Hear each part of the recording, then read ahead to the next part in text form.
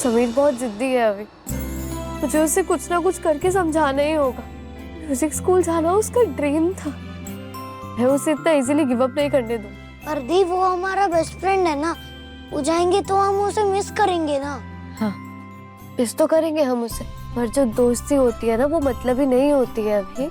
अगर हम उसकी खुशी में खुश नहीं है ना, तो इसका मतलब कि हम बुरे दोस्त हैं। नहीं, मैं उनका बहुत अच्छा दोस्त हूँ। तो जो अच्छे दोस्त होते हैं ना, वो दोस्ती निभाते हैं, और हम भी वही करेंगे। उसे जाने देंगे और उसके आने का वेट करेंगे। बड़ी वापस आएंगे ना? हाँ अबे, आएगा ना वो वापस। हम दोनों उसके बेस्ट फ्रेंड्स हैं ना। दूर जाकर कोई और बेस्ट फ्रेंड बन गया तो? हम दोनों की जगह कोई नहीं ले सकता अबे, और ये बात समीर भी जानता है। पर दी, अब उन्हें जाने के लिए मनाओगे कैसे? समीर बहुत जिद्दी है। कुछ ठान ले तो फिर अपना माइंड चेंज नहीं करता, किसी की नहीं सुनता। कुछ तो करना होगा, हमें उसे जाने के लिए मनाना ही होगा। पति? कैसा पति? कभी पति की नजर से तुमने देखा है इनको? जब देखो सबके सामने जलील करती हो। ये पति है थारा, नौकर को नहीं। तू होती कौन है हमारे बीच में बोलने वाली? मैं कोई नहीं होती तुम्हारे बीच में बोलने वाली। पर तन्ने रिश्तों की समझ ना है। तन्ने अंदाजा भी है कि तेरा प्यार पाने की खातिर बेचारा किस हद तक गुजर गया है। ज्यादा जबान मत चला हमारे सामने बंजारन, वरना क्या? ये हमारा घर है तो यहाँ मारी चलेगी। मैं थारा पति को नहीं, कि थारी ऊंची आवाज सुनकर भी चुप रहूंगी। मैं अपने प्यार के लिए आई हो ना, एक बार भी कभी प्यार से देखा ही नहीं। सिर्फ अपनी पड़ी है, अपनी भावनाओं की पड़ी है। दूसरों की भावनाएं समझ सकती हो? तुम मतलबी हो, और थारा प्यार भी मतलबी है। सुनंदा, हमारी बात तो सुनिए आप। बस, अब मैं किसी की कोई बात ना सुनूंगी। मैंने आपको मना किया था ना कि मैं तारा इलाज नहीं करूंगी। मैंने तारी शक्ल देख के तरस आ गया, इसलिए मैंने हाँ कर दी। मेरी पूरी जिंदगी में किसी ने आज तक हमारी इज्जत पर लांछन नहीं लगाया। मैं आपसे माफी, लेकिन आज पहली बार तारी वजह से किसी ने हमारी इज्जत पर दाग लगाया। लेकिन मैं अपनी इज्जत पर आंच नहीं आने दूंगी। अब यहाँ किसी का इलाज ना होगा। चले जाओ यहाँ से, निकलो हमारे घर से। मैंने कहा निकलो। अब आइए जरा महल में, आपको बताते हैं।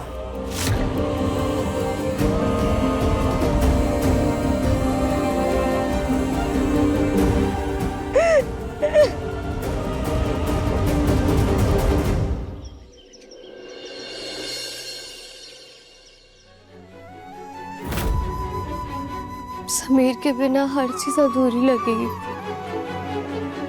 पर मैं दिल से चाहती हूँ कि उसके सारे सपने पूरे हो जाए। बहुत जिद्दी, पर मैं कुछ ना कुछ करके उसे लंदन म्यूजिक स्कूल भेज कर रहूंगी।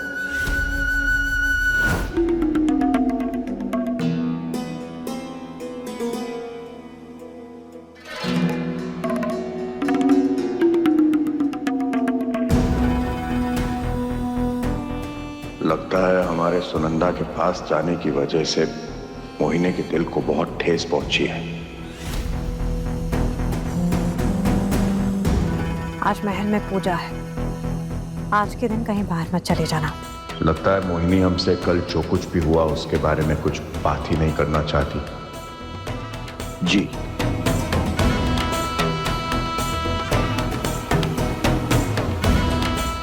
आपको क्या लगा इतनी आसानी से भूल जाएंगे?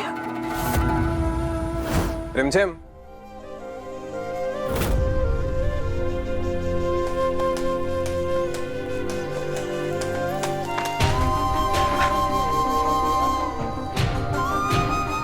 आज तुम्हारे लिए बहुत बड़ा दिन है, इसलिए कुछ स्पेशल लाए हैं तुम्हारे लिए।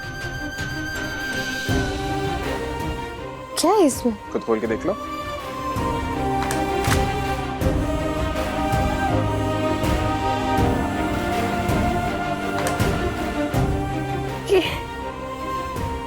ये छल्ले का मैं क्या करूंगी? रानी हो, खजाने की चाबी रखने काम आएगा। और ये ईवल आए तुम्हें बुरी नजर से बचाएगा। मिस्टर रॉयल, तुम कब से इन सब में बिलीव करने लग गए? बिलीव तो हम अभी भी नहीं करते, बट अगर उससे कुछ अच्छा होता है तो प्रॉब्लम है तुम्हें?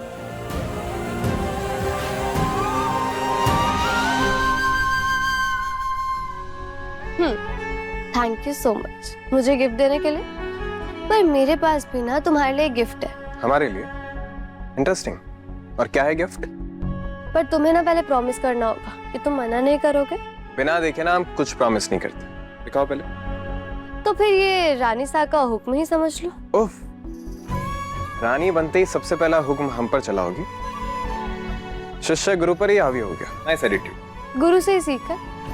रानी के दिल में सच और बातों में अकड़ होनी चाहिए, तभी तो प्रजा उन्हें सीरियसली लेती है ना? लेसन याद है तो बताइए क्या तोहफा है हमारे लिए रानी साहब? क्या हुआ प्रताप भाई साहब, सारी तैयारी कर ली आपने? अरे जी सा, जैसे आपने कहा था बिल्कुल सारी तैयारी वैसे कर दी है।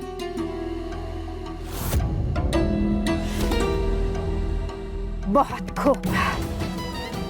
उस बंजारन और उसकी भांजी रिमझिम को क्या लगा हमारे सारे ख्वाब और उसकी मासी हमारा पति छीन लेंगे? इसी जगह डसेंगे उन्हें कि समुंदर भी उनकी प्यास नहीं बुझा पाएगा। समीर, तुम्हें लंदन म्यूजिक स्कूल जाना ही होगा। यही मेरा तोहफा है और यही मेरा हुक्म।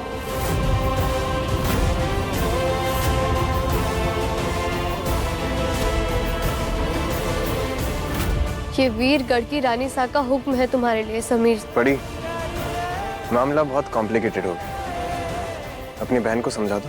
हविक, सपने पूरे इतनी जल्दी नहीं होते। अगर मौका मिला है तो उसे नहीं छोड़ना चाहिए। समझा दे अपने बड़ी को। समझाना बड़ी सपनों से ज्यादा बड़ी जिम्मेदारी होती है।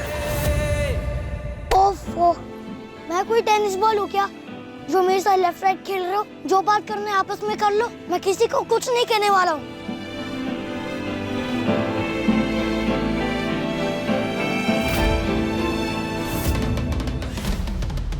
ये तो हम जानते हैं जिज्जी सा, सांप का काटा हुआ एक बार बच सकता है, पर हमारी जिज्जी सा का डसा हुआ पानी भी नहीं मांगता। एक वो राजा सा थे जो आ करके निकल गए बातों के शेर, बस। पर असली राजनीति का खेल कैसे खेलना है ये हमारी जिज्जी सा से अच्छा कोई नहीं जानता। क्या है ना भाई साहब, जब तक किसी को अपनी काबिलियत ना दिखाई जाए लोग हल्के में लेने लगते हैं आपको। अच्छा, उम्मीद करते हैं वो कुलदेवी की मूर्ति आपने गायब कर दी होगी। अरे जय हो कुलदेवी माता की। जिज्जी सा उसको उनके स्थान से उठाकर गुप्त स्थान पर छिपा दिया है। ये हुई ना बात। अब देखिए क्या होता है। तुमने मुझे बहुत अच्छी ट्रेनिंग दी है समीर। मैं अपने आप को संभाल लूंगी। तुम्हें मेरी टेंशन लेने की कोई जरूरत नहीं है। तुम जाओ और जाकर जी लो अपने सपने। सब हैं यहाँ, फिर भी हम जानते हैं कि तुम्हें हमारी जरूरत पड़ेगी। दूर जाकर भी हमेशा पास रहोगे। तुम मेरे बहुत अच्छे दोस्त हो समीर। हालत चाहे कैसी भी क्यों ना हो, तुमने हमेशा दोस्ती निभाई है। इस बार मुझे भी अपने बेस्ट फ्रेंड के लिए कुछ करने दो।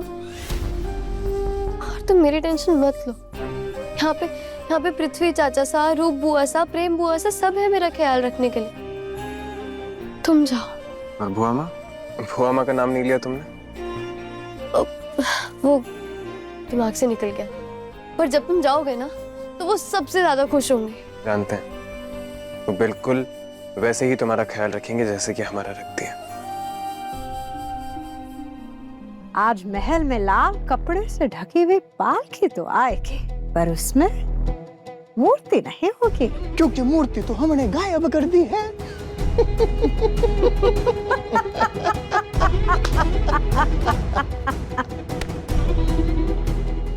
आप जानते हैं ना कि प्रजा के लिए ये कितना बड़ा अपशगुन होगा। इतना बड़ा अपशगुन प्रजा कभी नहीं भूल पाएगी। तरह तरह की बातें करेगी, कहेगी कि अरे देवी माँ हमारी नई रानी से नाराज है। देवी माँ ने तो वीरगढ़ की नई रानी को स्वीकार करने से ही मना कर दिया।